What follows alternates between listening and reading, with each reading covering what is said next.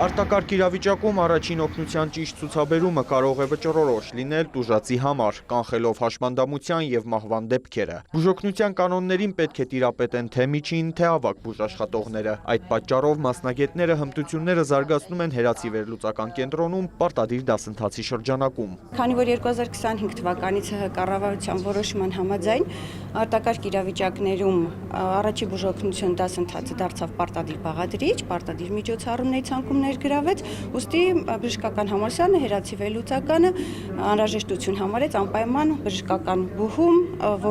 որակավորված մասնագետների կողմից իրականացնել արտակարգ իրավիճակներում առաջի բուժօգնություն դասընթացը։ Արյունահոսություն, այրվածք, շնչահեղձություն, կոտրվածք, յուրաքանչյուր դեպք ունի իր յուրահատուկ միջամտությունը, սակայն կան գործողություններ, որոնք հատուկ են բոլոր դեպքերին։ Առաջի օգնություն ցուցաբերող անձը առաջնահերթ պետք է տարբերակի գիտակից եւ անգիտակից վիճակները, հասկանա տվյալ հիվանդը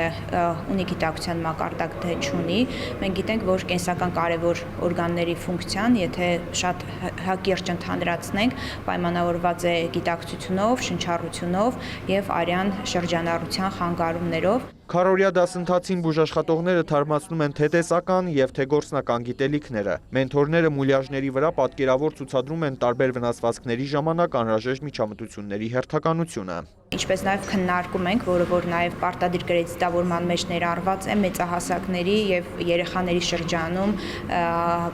արտակարգ իրավիճակում առաջի բուժօգնության միջոցառումները ոնց պետք է լինեն, որովհետեւ կան որոշակի շրջադարձային տարբերություններ, նույնը սիրտոկային վերակենդանացման իրականացման եւ ինչպես նաև գիտակցության մակարդակի ստուգման հետ կապված։ Կյանք փրկող հմտությունների ձեռքբերման դասընթացները կլինեն շարունակական։ Իդեպ վերլուծական կենտրոնը կկազմակերպի նաև վերապատրաստումներ բուժաշխատողի մասնագիտական էթիկայի կանոններ թեմայով։